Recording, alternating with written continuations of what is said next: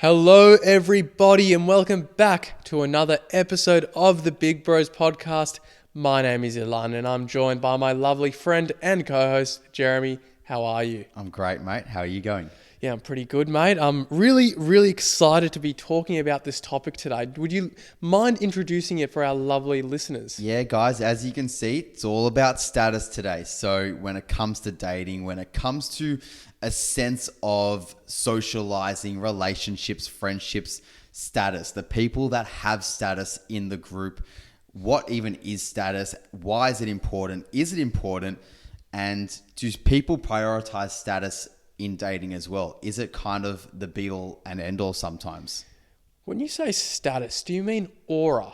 Well, I think people that have status, and we'll dive into what we think status is, but they naturally do have this sense of aura about them. You know, this sense of they can walk into a room and people know they're there. You know, you don't have to talk to them, but you know they're there. You can feel it, you can sense it, and you know, it's a bit of that whole joke, you know, for the footy fans listening about, you know, Nick Dacos, that whisper Nick Dacos, you know, the little whispers that you can hear in the room. So yeah, people with status, they definitely have that sense of aura about them. So, you know, it is kind of interchangeable in a way.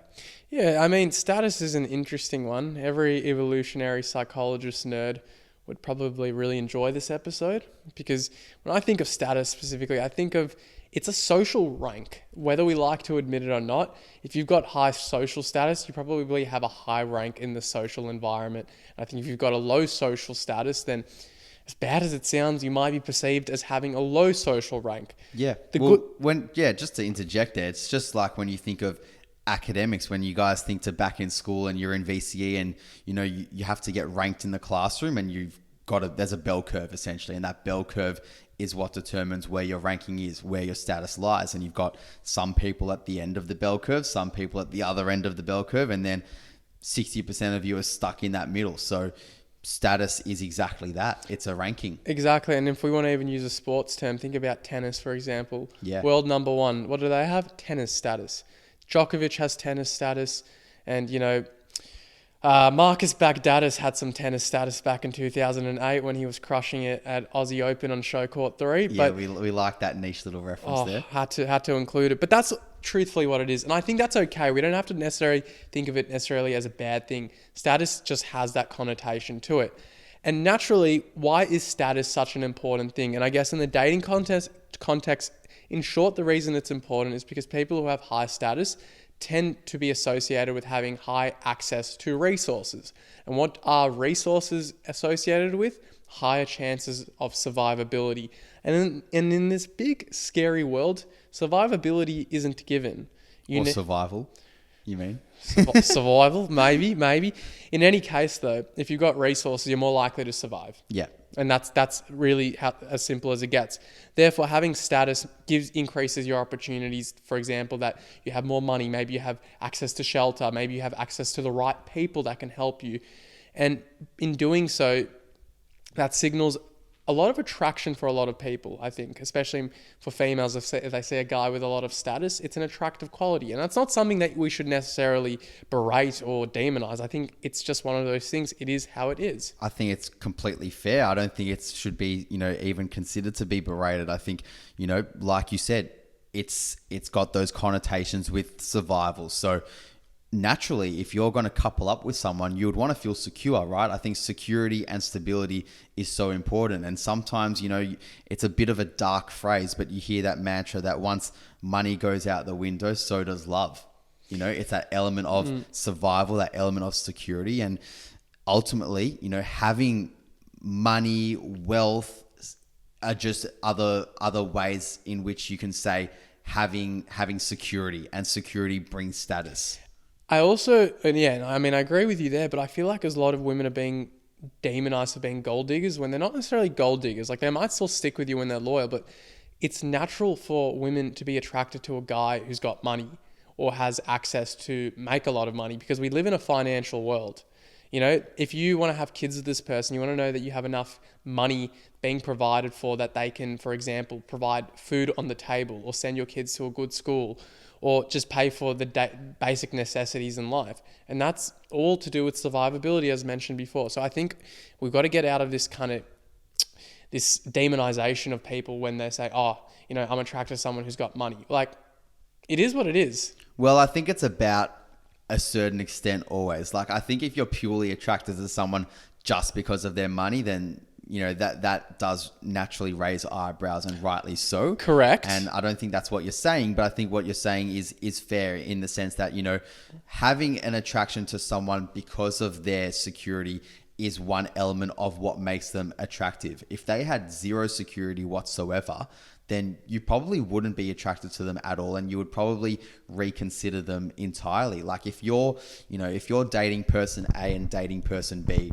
and, you know, let's just say person A and person B look pretty much exactly the same. You're attracted to both of them equally. They both have great personalities as well, so the attraction doesn't waver. But person A is pretty secure in what they do. Doesn't necessarily need to be a hell of a lot of, you know, of aspirations or professionalism. They don't need to be, you know, doing that rocket science degree and have oodles of money, but they are a genuinely just secure person and they've got a lot going for them, versus person B that doesn't have that, is, you know, really not that driven, not that ambitious, and can't really provide you that security. Naturally, you're going to gravitate to the person that has that security and therefore naturally would come across as being higher status.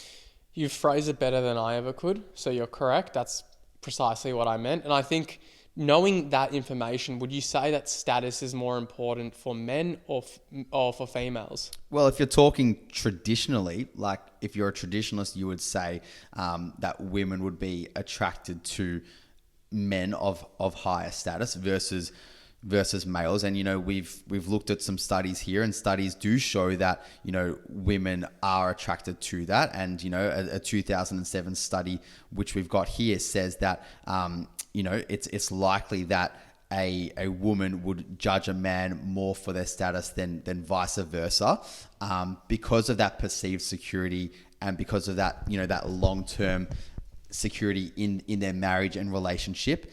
Whereas, you know, other studies here saying that men would prioritize looks, unfortunately, maybe more so than what women would. We would see looks more so as that pull factor versus women, which would see status. And that can go back to, you know, your evolutionary psychology, which it often does. And it makes sense, being, you know, the males going out and doing the hunting and the gathering and providing the resources for the women, for the mothers of the home, that are the caregivers that are looking after the family home and, you know, want to feel secure in that family home. So, you know, if we use evolutionary psychological terms, it makes sense. It does make sense, but I think let's not emphasize the looks component, because that is also incredibly important. It's not all about status. Yes, you'll see people who are with certain people who don't really have much going for them in the looks department, just from a pure objective standpoint. You'll ask yourself, how did this person end up with that person? And you'll think, like, there's got to be something at play. Maybe they've got money, maybe they've got high status. And that's usually what it actually comes down to. So looks are important to a certain degree, but the thing is, most people, oftentimes, I think when we're younger as well, especially boys, when you want to know how to attract a lot of girls, you think about what traditionally girls like in a guy. And, you know, your looks max, right? It's the common term now that a lot of, you know, our younger generation uses. But with that being said, what people have to understand is that looks might, maybe on average, certain attributes in a guy will be attractive to certain girls. So like the six-pack abs, the broad shoulders, and yes, there's evolutionary psychology to provide some pretty rational reasoning behind that. But also, you also have to understand that there's girls who will select for certain archetypes or attributes in a guy that aren't traditionally seen as attractive. It's usually a minority, but I think that also goes for a lot of people, that a lot of people will try to change the way they look, you know, change who they are as a person. If there's someone who's kind of nerdy, there's girls who like the nerdy look, right? It's like, don't change yourself into someone you're not, right? If you embrace a bit of that nerdy look, maybe you're a bit of that nerd, maybe you wear glasses, don't necessarily go and get the laser eye surgery to try change yourself into something you believe will make you more attractive. If that makes you feel better, by all means. But I think a lot of people kind of forget the fact that yes, looks are important, especially when you're thinking about kind of long-term dating. Looks are more important than the short-term dating aspect, but you still need to have some base level of attraction. Well, I really like that point because you're basically saying that, yeah, looks can be important, but to an extent, it is not the be all and end all. But, status can be, to an extent, the be all and end all, because you could be the most attractive woman, the most attractive male on earth, but if you cannot provide that person with security, with stability, then the relationship is not going to be successful, is it? So yeah, looks won't be all that important later on down the line. Great for the short term sometimes, for short term mating, like you've said. But, we shouldn't demonize the fact that status is important, because it bloody is. Which female would want to be attracted or go out with a guy that cannot provide that level of security for her? That thinks, yeah, this guy is great in terms of his personality and in terms of his looks, but, he ultimately doesn't seem like he's got much going for him in terms of job, career, aspirations, dreams. That's not going to be a recipe for landing yourself a partner. Yeah, and I think a lot of people say, well, this is the problem with social and gender roles. It puts this expectation of performance on men. It works both ways though, doesn't it? It works both ways, I guess. But I guess if we're sticking with the male example, I don't think it's necessarily a bad thing. I think someone obviously always has to become a provider. Someone has to, go out and work. And whether that's the male or female, doesn't matter. In a relationship, when you're raising kids, it does require a teamwork effort. So this idea that the bread needs to be baked from someone. Exactly. Doesn't it? Otherwise, there's nothing served. And on the whoever's table. baking that bread needs to focus on performance. They need to think about how can they best, get the best out of themselves, right? And with that will come status as well. If you get really good at something, then you will get status attributed to that, because we associated people with a lot of value with a lot of status, right? You look at athletes, they bring a lot of value, but that's also because they bring a lot of eyes to the TV screens. They'll sell out, stadiums just purely off of their athletic talent and hard work. But guess what? That provides value and they get status as a consequence. So getting good at something, it also provides status. But if we're looking at looks as well from just like a short-term mating aspect, so think about your casual relationships, one-night stands, status is important, but I'd argue looks are probably more important. Yeah, absolutely. Well, if you're talking about short-term mating, perhaps, because if you're in the mindset of just short-term casual, you're not going to be thinking long-term, are you? So, yeah, the whole thing about status and security is going to be more that long-term approach, unless you're just after trying to chase someone because they've got a specific type of status that you find attractive. If you're just trying to chase that sports star just because of who they are, but you're actually not interested in their looks. So look, is it more important? Maybe it actually isn't, now that I've just talked myself into it, because I think there are hella of a lot of people out there that will just try to get with someone just because of their status, regardless of kind of what they look like, just because they have that name about them. And I think a lot of guys will fall into the pitfall of trying to show off status too early, especially on a first date. They'll take someone out to a very expensive restaurant and, spend an exorbitant amount of money just to showcase, hey, I've got a bit of that money, I've got a bit of that swagger on me. And that can almost set that person up for disaster, because then you end up, asking yourself, do they like me for the fact that I have status or am able to spend this amount of money, or do they like me for who I am? And oftentimes that is just like fake status, like you said. I mean, just trying to ball out when you're not necessarily a baller, but you think you are. Yeah. Like you're just setting yourself up for failure down the line, because, here you are painting a picture of yourself that you're not. So when it comes to dating and relationships, it goes back to that whole notion of being yourself, because you're going to get found out eventually, aren't you? And, we spent time talking about status in terms of like money and career, but I think it's important to note that building status isn't just revolved around those two things. Those are two subcategories that make up someone's status, absolutely. And, you'd be kidding yourself if you didn't think that career and money was part of what made someone's status. But I think when I think of people of high status, I generally think about how they are in terms of interactions with them. How do they interact with you? How do they interact with strangers around you? How do they interact with people that they're meeting for the first time? And this loops back to our podcast episode last week where we spoke about confidence versus arrogance, because it goes hand in hand that typically a confident person will be denoted as someone with higher status, with someone that has that aura about them, because they're exuberant in their energy, because they have that mentality of, they can walk into a situation and be confident that everything will go okay if they put their best foot forward. They're not afraid to walk up to someone and shake their hand and say, "My name is Jack, what's your name?" It's that element of confidence, that energy, that aura about them that brings their status. So if you're someone listening and you think that status is just about money and it's just about career, it's absolutely not. Those are probably two smaller subcategories of what it is. I think if you truly want to build a higher status about yourself, start being that approachable person. Start being that person that is interested in other people, that makes people want to be interested in you, because that's exactly how you build that interest from other people, is when you actually flip the role and ask people about themselves and get interested in other people and other things. It makes you more of an interesting person and therefore seen with a bigger aura and higher status ultimately. Yeah, I mean, I have an issue with people just chasing status for the sake of status. Like, I think before anything, you should be asking yourself, how can I become the most productive member of society first? Because that at least allows you to think about productive things and allows you to think about, how you can best devote yourself in the most valuable way to the people and the world around you. And I think by doing that, you enable yourself to develop your skill set in a more authentic way. And it's revolving around you doing genuine good other than you just trying to reap external rewards and validation. So I'm not saying that you're proposing that, but what I am saying though is that if you go in with the mindset of, I got to just boost my social status so people like me more, so I have more chances with that girl, you kind of do set yourself up for success, because you'll end up taking on activities and ventures that aren't really serving you. But what they are doing though is you're chasing this, this unicorn in the sky. It's like, it's unattainable because you're not there truly because there's an intrinsic desire, but you're too attached to the external rewards.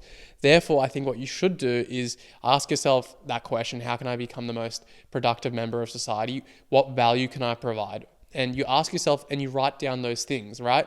If you're someone who believes that they want to give public talks in something, or they want to be a keynote speaker, or they want to lead a team, then that's a great thing. But ask yourself why you want to do those things. For example, do you have a bunch of knowledge that you want to impart on younger people? I mean, that's why we started the podcast. It wasn't necessarily to get status or anything like that, but me and you had some sort of perspective sharing that we wanted to impart on younger people, especially guys who didn't have that opportunity when they were growing up. So I think that was a very authentic message and there was an authentic intent behind it. But I think that goes for a lot of young people as well, especially young boys. When you come out 18, you're essentially cannon fodder. You have to start building yourself up. You're literally the pawn piece in the chessboard, right? And whether people like me or not for saying that, it's true. There's not much value you can create, but guess what? You can build yourself up, and that's a very exciting thing. You can literally mold yourself into the person that you want to become. So that means in a lot of ways, getting yourself into a trade or a skill set where you can be a productive member of society. That means, whether that's going to uni, building a business, going to do a trade, it actually doesn't matter what you do. But assuming you collect a bunch of knowledge and information, then you can start contributing to the world in a very healthy way. Then you can start teaching people. And people who are very good leaders tend to have a lot of status associated with them because they can command a room. Have you ever seen a good leader? Like, if you ever look at the former president of the US, Bill Clinton, he was a phenomenal speaker. He commanded a room in the way he spoke to people. A lot of people just listened to him. And regardless of your politics as well, like in Barack Obama, the reason a lot of people loved him, some people would say it's because of his politics and his policies. A lot of people loved him because of the way he spoke.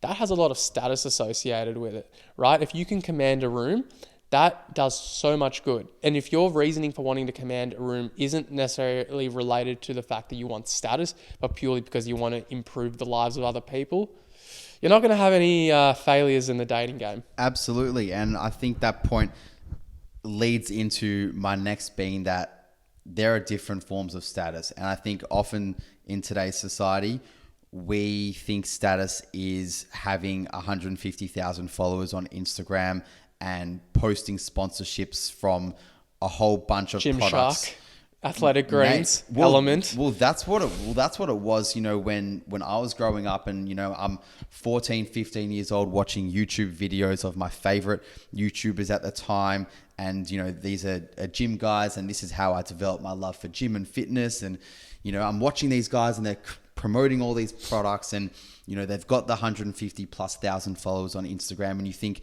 that is someone of high status because they're getting those sponsorships, they're getting that attention from other people, they're getting the likes.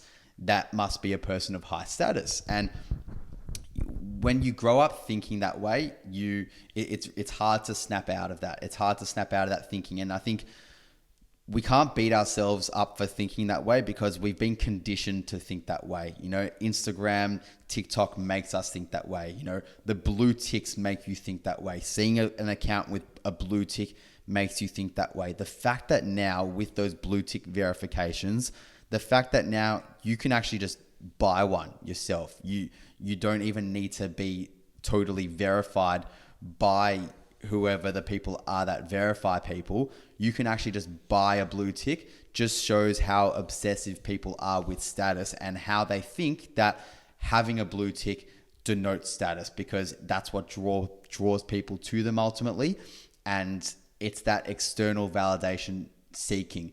So because we've been conditioned to think that way, don't be hard on yourself for growing up thinking this way. But what we can do is recognize that, yeah, we have been conditioned to think that way, and that it's actually fucking bullshit and it's completely wrong, because that's not what status is at all. Status should be given to those and should be seen in those that, like you said, have provided value, have really been ambitious about what that purpose is that they want to give to the world. How do they want to better themselves and therefore better other people?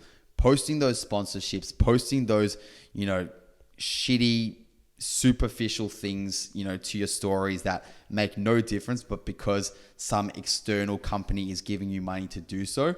If you don't believe in that stuff, you're really calling your integrity into question, people. So I think that's important to keep in mind. If you are someone that does promote stuff, like, just be intentional with it. Make sure it does align with your values and what your bigger overall picture is, because then people will naturally call your integrity into question, and rightly so, because then you're just letting the likes and follows get the better of you. So when I think of status and the game of status, I like to really draw inspiration from the people like who we often speak about, the Chris Williamsons, the Andrew Hubermans. These are people that would be seen as high status because of how notable they are in terms of the value they give to people.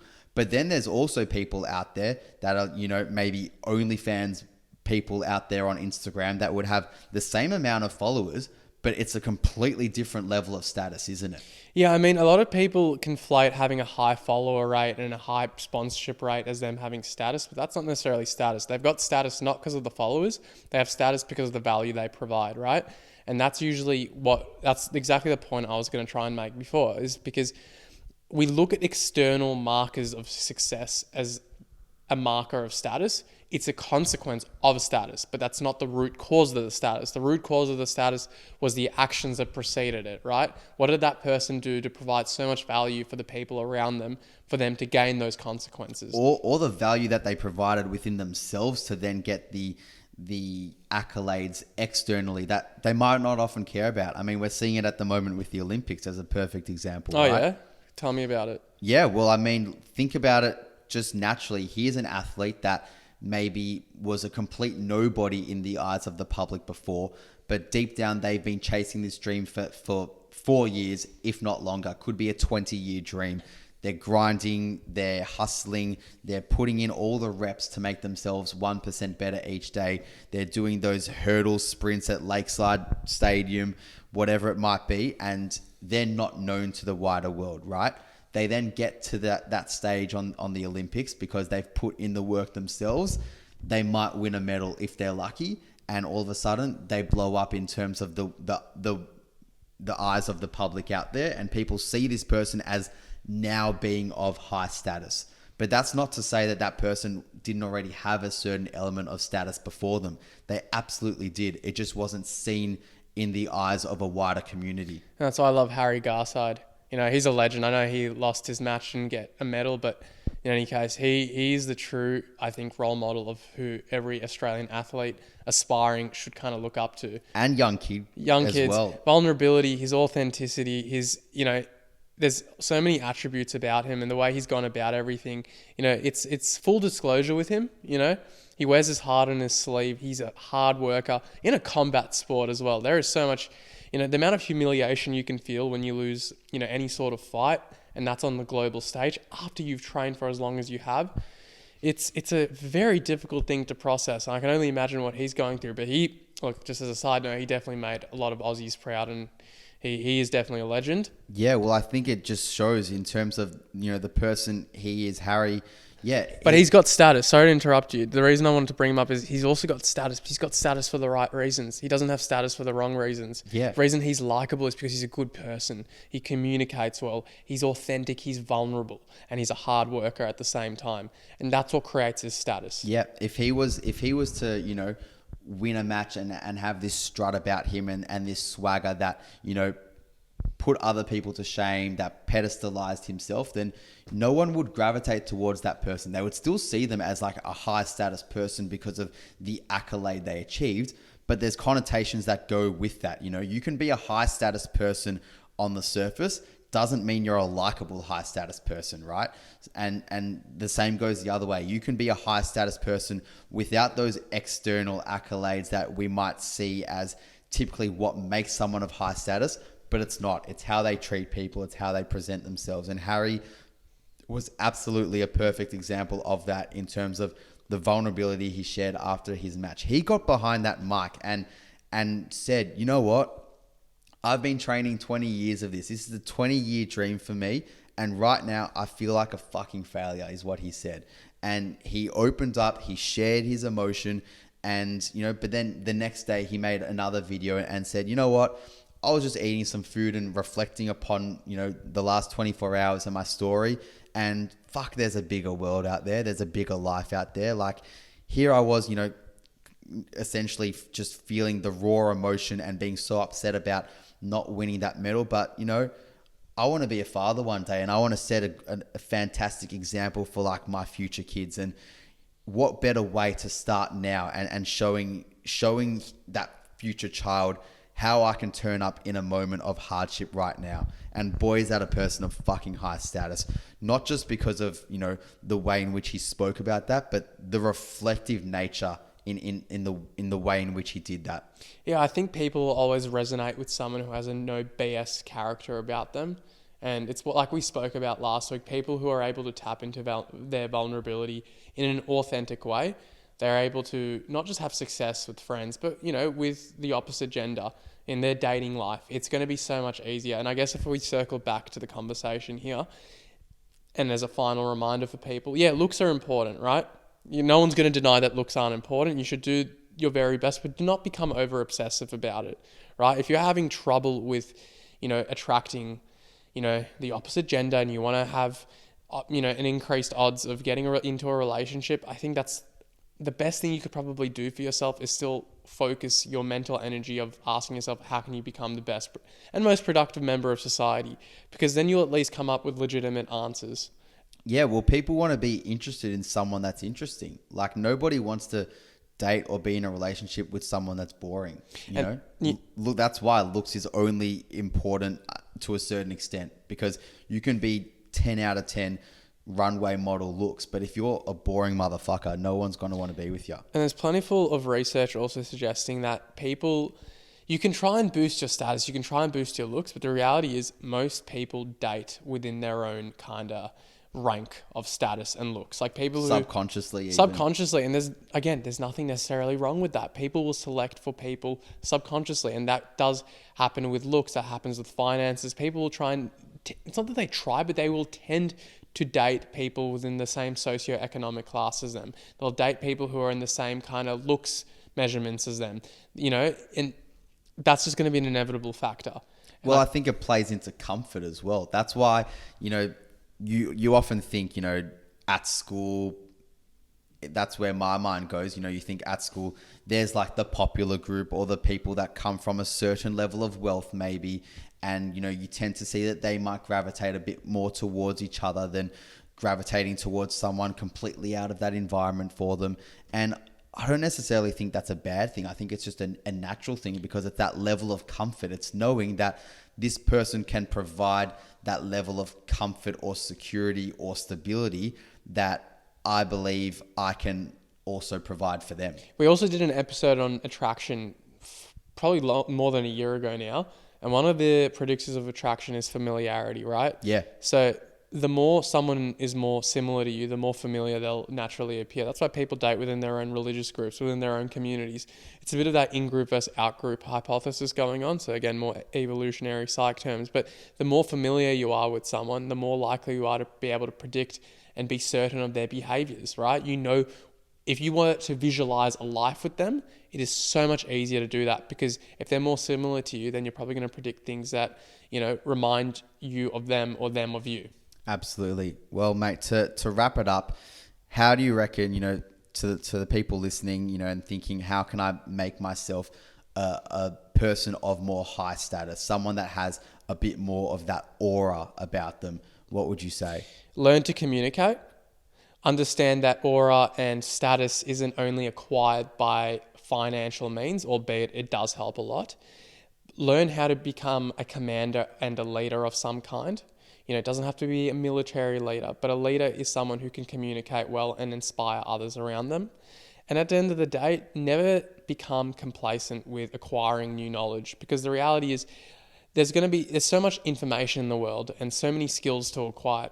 Hone in on one or two things that you can get super good at, because guess what? If you get super good at it, other people are going to want to learn from you. That gives you status. Status is when you're able to command a room around you, when you can impart your knowledge onto others. It's not just financial. Absolutely. What about you? Well, I think the only thing I would add to that, and it goes hand in hand with those points, is start becoming more interested in people and the world around you, you know? And that's not to say that you should be in everyone's business, but you should just be more curious, you know, because so often naturally we all think we're the main character in this life, you know? The whole notion about status and the whole facade of status is that it can be seen as such like a self-indulgent topic. But I think if you look at it in a different way, and that different way being, how can I like actually be interested in the other people around me, in the world around me, and learn from different people and different things. And that goes with your communication, like you said, how you communicate with other people. You will naturally have more people be drawn to you, because here you are not so fixated on your self-indulgent tendencies like most other people are. If you're interested in other people and their lives, and you're a good communicator with them, and you treat other people the way you would want them to treat you, you will build that aura about yourself. I agree. And the last thing I'll say, status cannot be faked. So you can try and boost your status in very artificial ways, hanging out with people who seem more popular than you, but that's inauthentic, right? And people see through that bullshit. Yeah. And guess what? Status is a social rank. So ask yourself, what is the best things I can do to become a more impressive person? Not for the sake of being impressive, but for the sake of being a valuable and productive member of society, and you'll be fine. Absolutely. Love it, mate. On that note, I reckon we wrap it up for today. And guys, if you're listening and you enjoy it, we would love to hear from you. Flick us a 5-star rating if you are enjoying it. It really does help us. It helps get the word out there to people just like yourself. And stay tuned, follow for more. We've got some exciting episodes planned as well, and we can't wait to continue to dive into them. So on that note, happy Tuesday, everyone, and have a good week. See you on the flip side.